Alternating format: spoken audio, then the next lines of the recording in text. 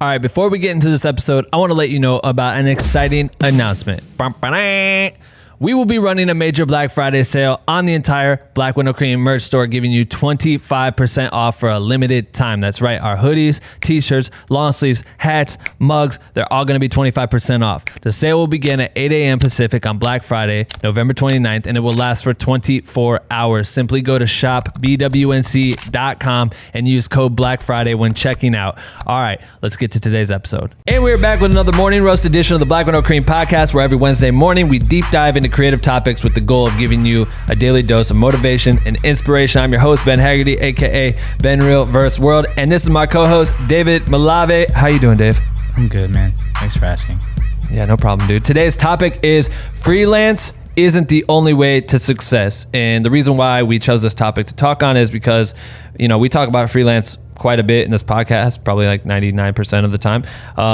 And our homie Ian Deloney is a graphic designer. He created the guide that we put out, the How to Charge a Client guide. This dude's ill with his graphics and shit. And he was on a podcast that we had heard. He did in the middle of the podcast, he talked about the idea of freelance and how he kind of took an alternative route, and it was incredibly interesting to us. So we wanted to dive into a little bit more. We'll play that snippet from the podcast in a bit. But if this is your first time tuning in the podcast, you're probably wondering, what the fuck is Black with No Cream? Great question. Black Window Cream is the illest educational resource for content creators fueled by caffeine. Or at least I take my coffee Black Window Cream, but you can drink or not drink whatever caffeine you fuck with and still be a part of our community. We have thousands of members from all around the world working together by sharing content, asking for feedback, passing tips and tricks along to one another with the goal of pushing each other to become the best motherfucking content creators on earth. And you can join our private group if you want to by going to bwnc.com/join. We would love to fucking have you. Please join. And without further ado, I bring to you this morning roast episode and the second most epic podcast intro ever created right motherfucking now.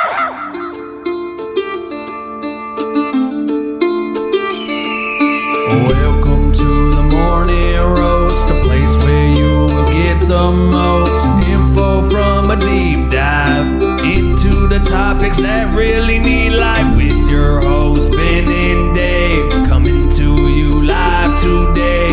Grab your cup of joe and take some fucking notes, you bitch. First, big shout out to our boy Ian. Ian is a legend, you guys. He works with like Young and Reckless. He's worked with a bunch of brands, and obviously he created the How to Charge a Client guide, which looks fucking amazing. Shout out to Ian. Shout out to Ian. He put in a lot of work and went back and forth with us as we like fine-tuned and tweaked and realized sometimes we spelled things wrong and made him go back and change. Yeah, Ian is the best client feedback receiver of all time. The best. It's incredible. Workflow on 10. But anyway, he was on a podcast a while back. I don't know when it released, but it's the podcast is called the Back Pocket Podcast. And they had Ian on there, and he talked a bunch about tons of different topics, but this specific topic is really interesting. And so we'll just play it for you right now, and then we'll get into it in a second, but let's play that. So you're a year removed from college now, and you've been with the Social Butterflies for over a year? I did some freelance work during college for Social Butterfly, and then initially when I graduated, I was just freelance for them because I didn't really want to I just wanted to freelance because I wanted that freedom. And then I kind of started not to freelance that much. So I just became full-time. For me, when you're a freelancer, you're the one sending all the emails. You're the one going to every meeting, reaching out for everything, client relations, all that kind of stuff. And I found that I was only designing probably at most 40% of my time. Mm-hmm.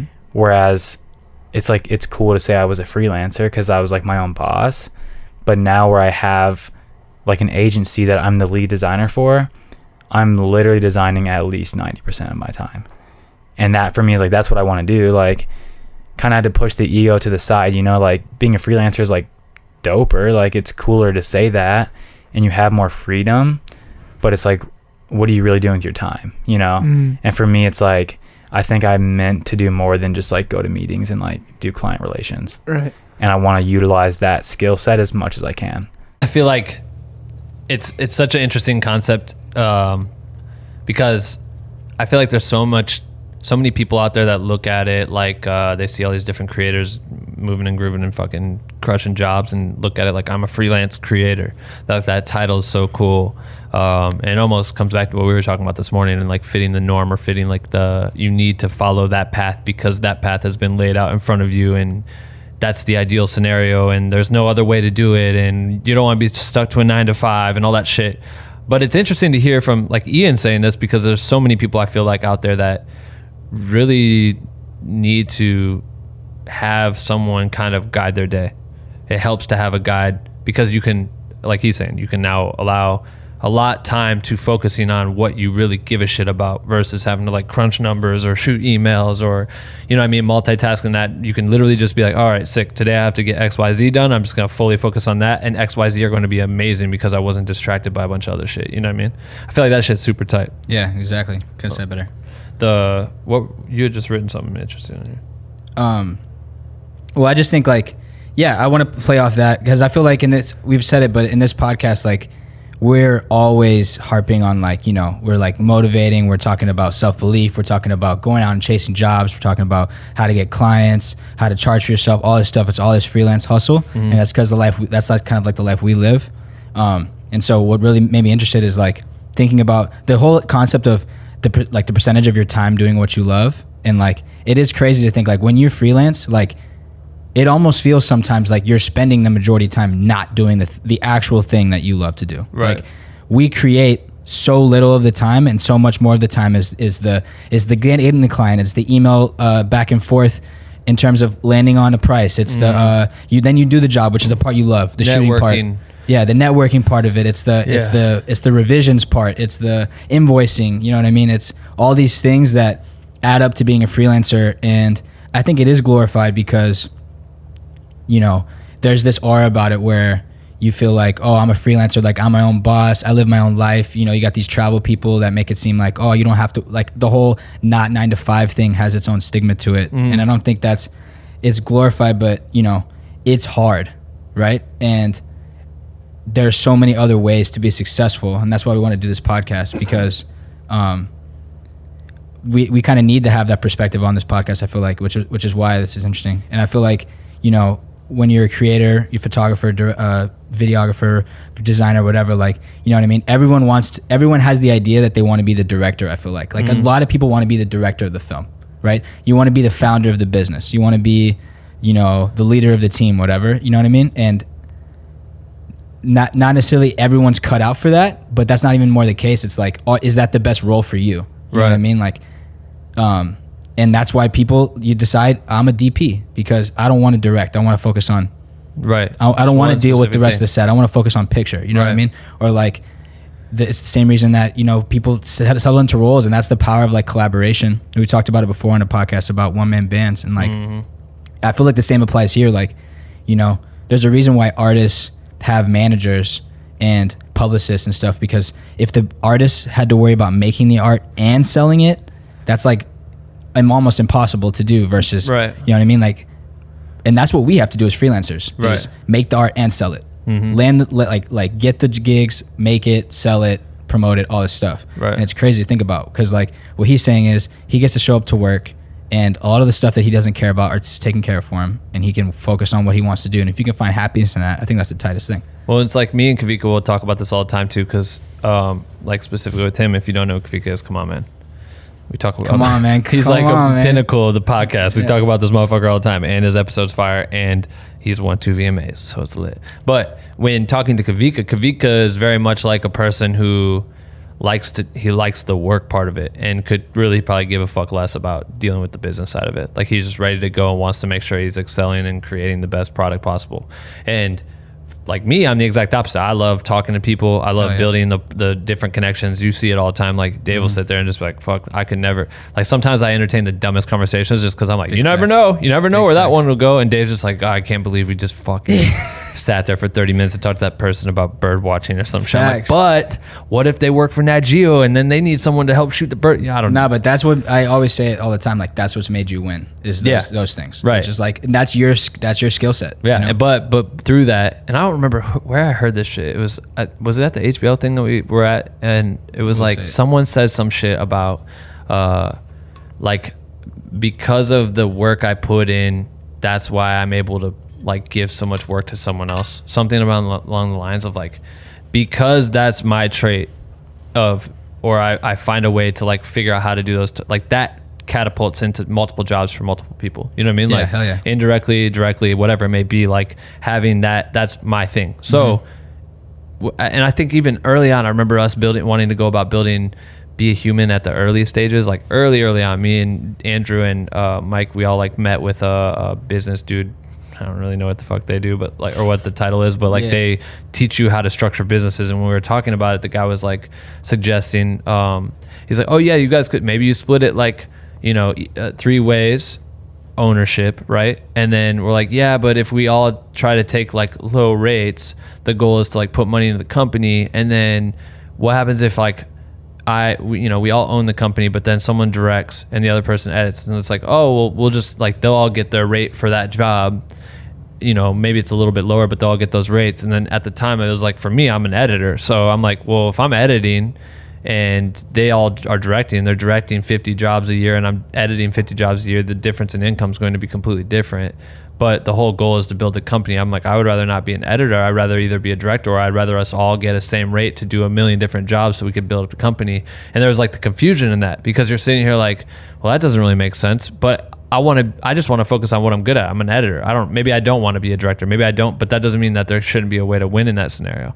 So it's always trying to find ways to level shit out so that the people who do like, there's people who literally just want to do one thing, and they should just be able to do one thing and be treated fairly and win and be taken care of. And that's like with 𝐿𝐿𝐿, he does one thing, and that's like, he does a bunch of different shit, but like he does a ton of shit. But ideally it's like, oh, I can do this one thing really, really well. And then I should be able to be the person that fends for us and gets us the rates that he deserves and all this shit, because that's my connection to the outside world, is that I build those client relationships, can send that back. He has all his own clients too. Not like I'm his only source for clients, obviously. But like in these cases, that's it's a partnership though, which is tight. But that illustrates the concept of like the collaboration of it. Like for example, if let's say, just talk entrepreneurship, like let's say you have a great idea, but what you do is you build the product. You're like the engineer, right? The company cannot survive if you just build it, because no one's selling it. No, you know what I mean? Yeah. So those type of people go partner with a real business person. You know what I mean? And of course so that person can focus on making the product. The other person can focus, of course there's multiple people, but the other person can focus on what they're good at, right? Yeah. And that elevates the thing. With 𝐿𝐿𝐿𝐿, it's like, he's such an amazing artist, right?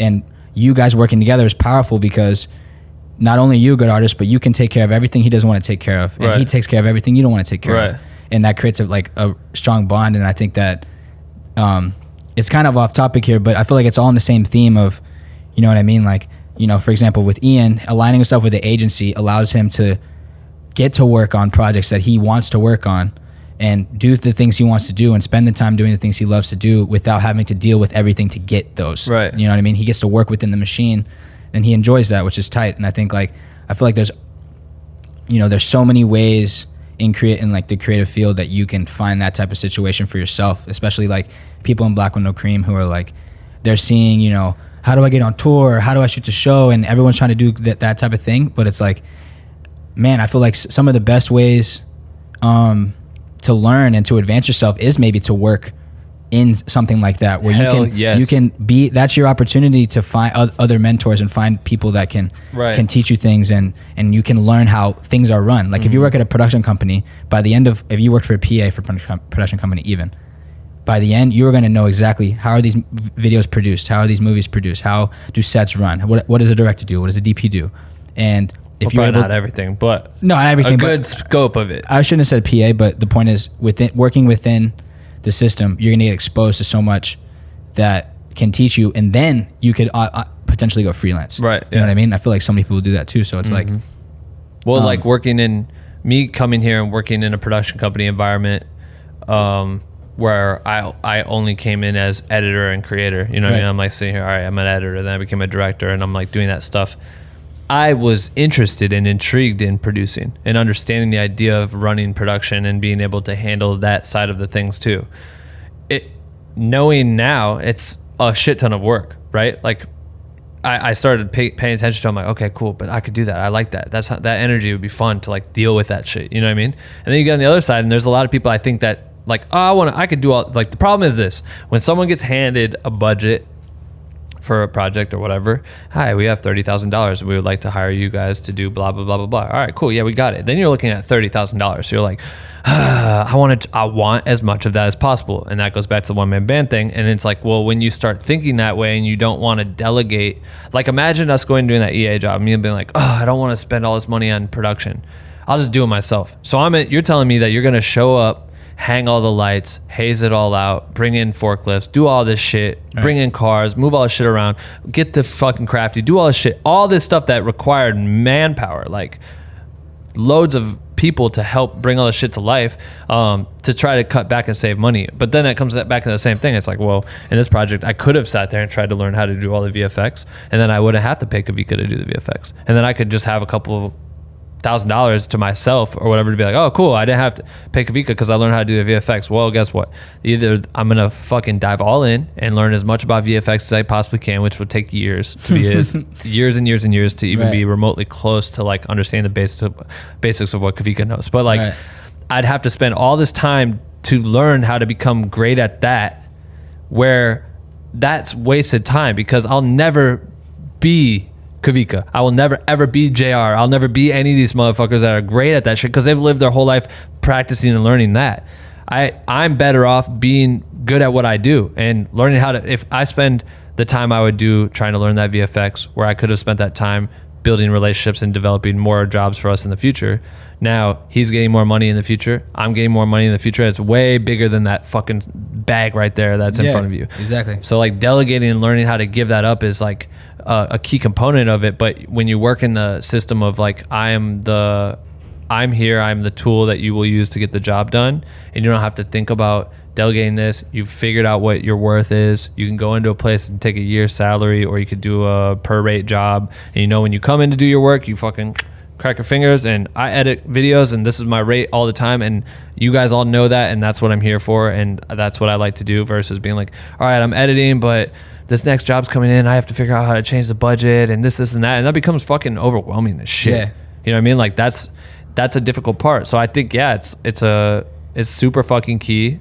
I think flipping it on its side, I feel like a lot of the things that we hear, or the sentiments that we see in the Black with No Cream group or anywhere, really is the idea that maybe someone does have a creative position within an agency or company or whatever, right? But they don't like the work that they work on. Mm-hmm. And so that's why freelance is so tempting to them, because they want the possibility of being able to choose what they work on, right? Yeah. So that's the flip of it, right? Where it's like, that's where freelance does provide a lot of benefits, because you do get to choose. But then with that comes a lot of responsibility. It comes much more. It comes uncertainty. It comes the responsibility of finding the jobs, getting the clients, maintaining the clients. You know, you don't have stable checks. You know, all the stuff that comes with freelance. You know, there's both sides, and I feel like people always weigh it. And that's why it's so cool about this conversation, because it really comes down to like, if you can find a situation where you love the work, like you really love the work that the company or the agency or the production company or whatever, the work that they do. Yeah. And you can work within that, and you're doing what you would want to do anyways, but you don't have to focus on the things you don't consider yourself good at, which is all the freelance stuff. Then I think people should consider it, you know, or at least search it, like, because, you know, freelance is glorified, but at the end of the day, like, some people aren't built for it, bro. Some people aren't built for it, and that's not a fucking shame on you for not being built on it. It's just that's just an innate thing that some people are obsessed with. They get obsessed with that part, and they get joy out of that shit. And there's a heavy amount of other people that are just like, that's fucking annoying. I don't want to deal with that shit at all, and I want to live my life without having headaches every day. I'm like, I put that pressure on myself to have headaches every day. Like, I think at the top, was it this year? I think this year, at the beginning of the year, I was getting hit up to, remember that fucking job? It was for like Beats, to like literally be a social creative director for their social shit. And it was like a high paying job. And I was like, oh, fuck. Like, I'm in charge of this. I'm going to start being in the room with all these types of people. I'm going to be curating this content.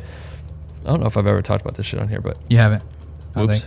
Or maybe. Who knows if it's supposed to be disclosed info. I don't remember. It was fucking 8 months ago.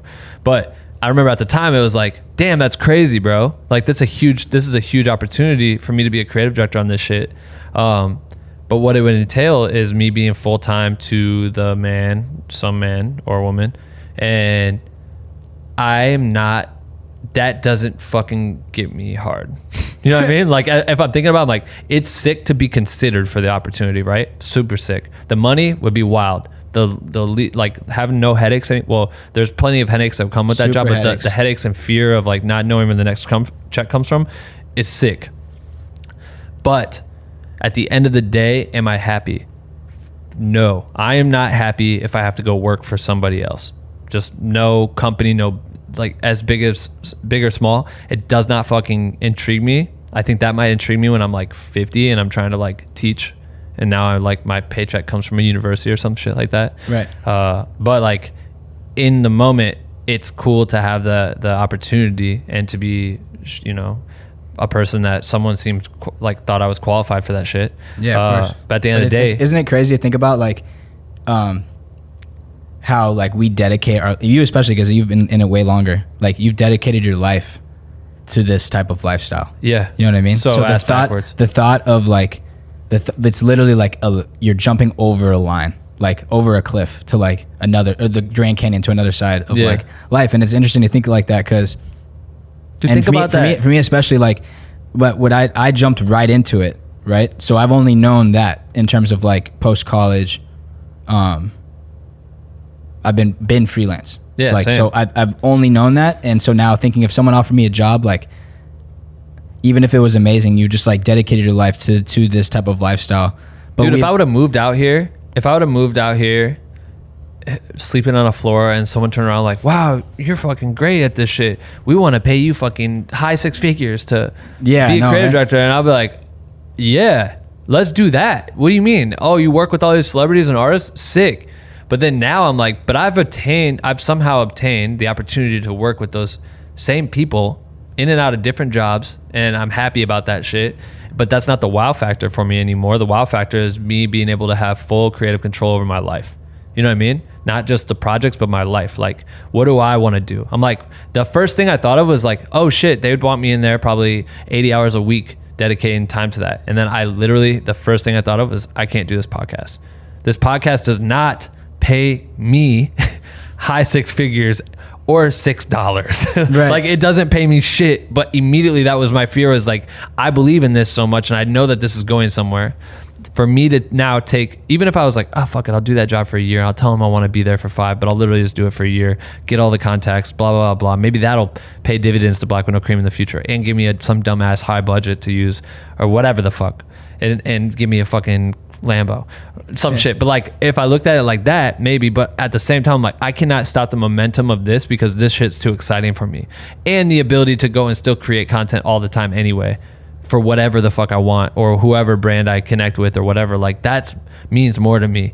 But there are people out there that would take that opportunity and should take that opportunity because that's built for them. It's built, like, that's a high need. Like, we need specific people within Black with No Cream to come in and do specific roles, and we're not interested in them going and doing XYZ because you say this is a job and this is something that needs to be fulfilled, and that's there for a reason, and there's people that are stoked as fuck for that, and those are the people we want to find for certain things. That's the people that they want to find for certain things. And if you can marry to the right company, the right brand, the right project, whatever it is, the right partner, whatever it may be, you just want to find some shit that's going to make you happy as fuck to be there every single day, because the last thing you want to do is sign to a bag and be like, oh fuck yeah, I'm going to get the bag and this is going to be dope. And like, my homie, I just talked to my homie yesterday. He's making like $250K a year doing a job that is dope for him. He's stoked as fuck. And he wants to leave. He's like, yo, I'm going to start my own thing, because I'm so interested and I enjoy so much the ability to run a business, or the interest in that I want to take the leap of faith to give up a fucking, $250,000 a year, sick job, to go start something that I believe will make more than that in the future if I do it right. But I believe in myself to give that up and take the risk and do all this shit. Right. And it's not about money at the end of the day. For that stuff, it's more about the fulfillment of it. He literally said, that's what he literally said. He's like, it has nothing to do with money, because I'm making plenty of money right now. It has nothing to do with me making more, because I can't spend, like, my lifestyle doesn't need more.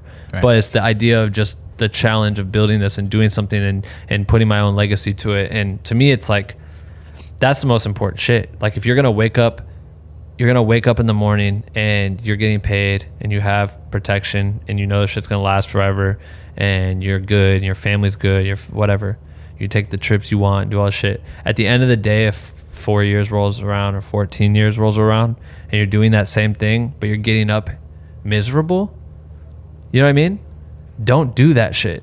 Don't put yourself through the freelance ringer just because everyone else is saying it's fucking dope and shit and you get fucking full creative control of your life like I did.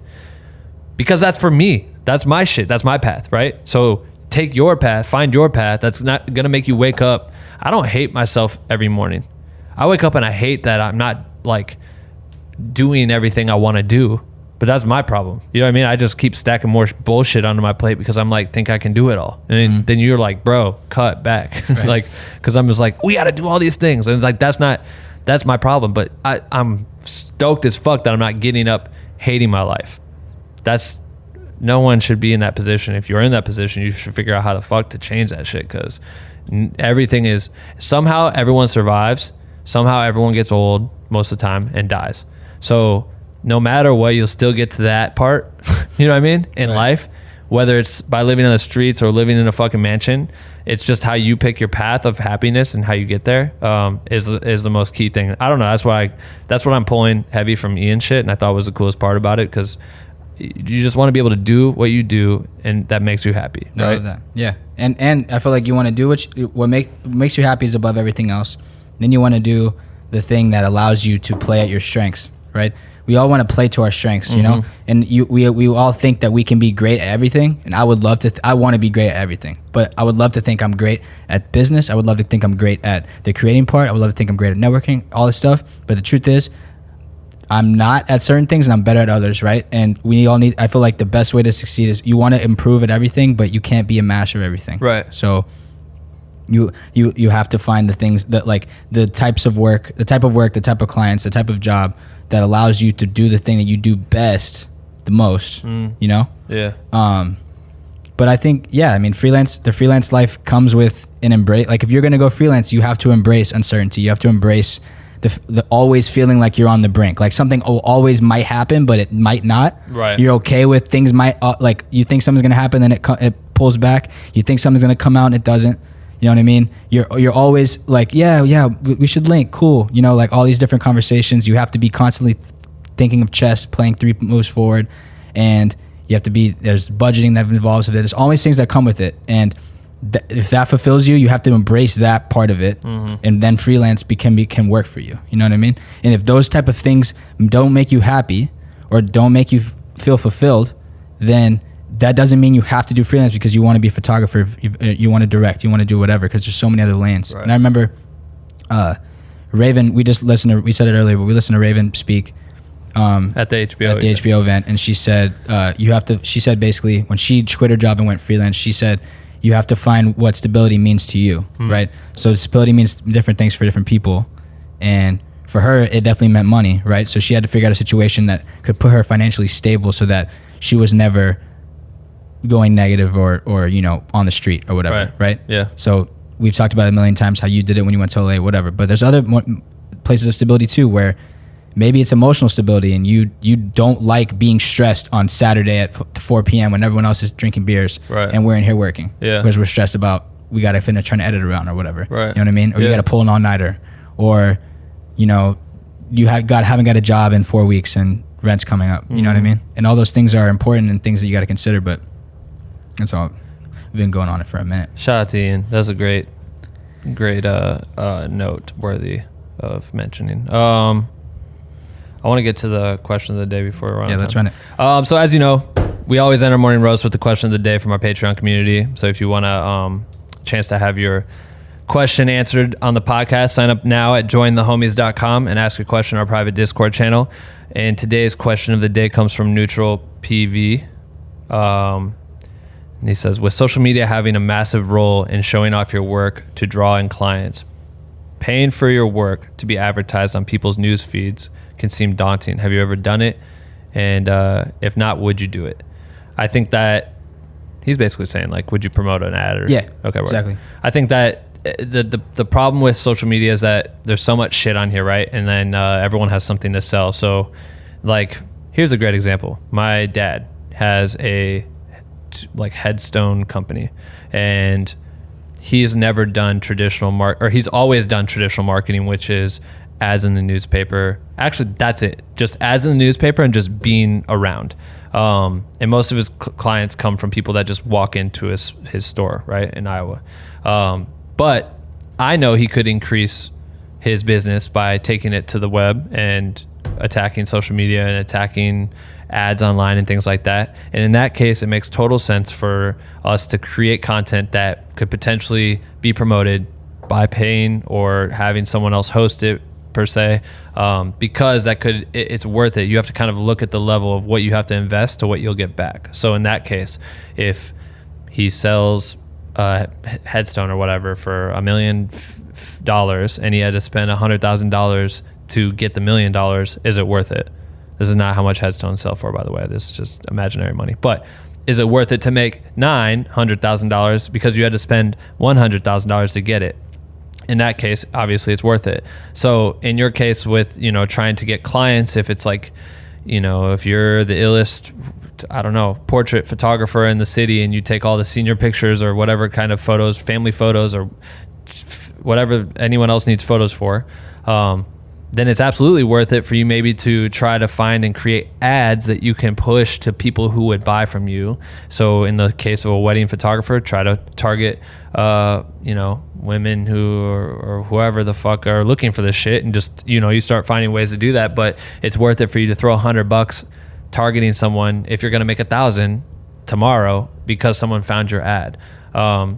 I just want to say something, because, there's more elements into it, of course. Like, I don't want someone to think that, let me just put money into my latest post and see what happens, because a lot of that money can go into the ether, because, what you write matters, what the content of the ad matters. If you just post your random video and it doesn't speak to anyone that would want to come to your profile, exactly, it won't perform. Facts. You can't guarantee that you'll spend 100 and you'll make 1,000. There's plenty of people, like we work with someone who is very good at this and he can analyze, but even he can't tell you this is what you're going to make. Like, it's very dependent on the quality of the content. It's trial and error as well. Right. So I would definitely try to focus your energy on other things, but I do think that, if you have a very specific skill set in your city and you can target your local area, the right demographic, and have a video that speaks to people who need weddings, and you have great content in your wedding video ad, and you put $300 in there and see what happens, I think that's a great thing to try.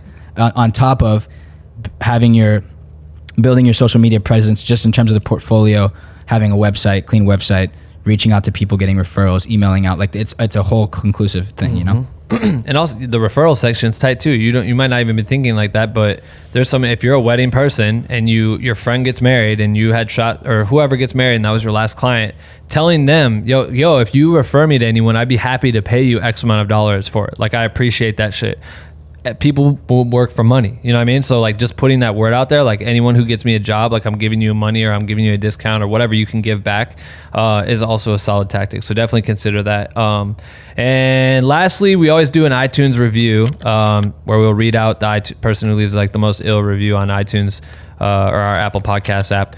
And we send you 2 black with no cream stickers, which are fire. We toss them in the mail, and then you get them, and you can put them on your computer. And you can't buy those in our merch store right now. I got one right here. Dave's got one on his laptop. But I accidentally removed our podcast from Apple a week ago, and I didn't know it. And then we realized that we're not on there anymore, and I'm fucking stressed as shit. But I just heard back from them that we're gonna hopefully be back in live again on tomorrow maybe, or the next day. So hopefully it's back. So we don't know if you left a review, but we appreciate if you do. And if you're hearing this now, drop a review on there whenever it's back up, and make sure you leave some heat so we can read that out and send you guys some shit. But that's it for this episode. We appreciate you guys listening to the Morning Roast.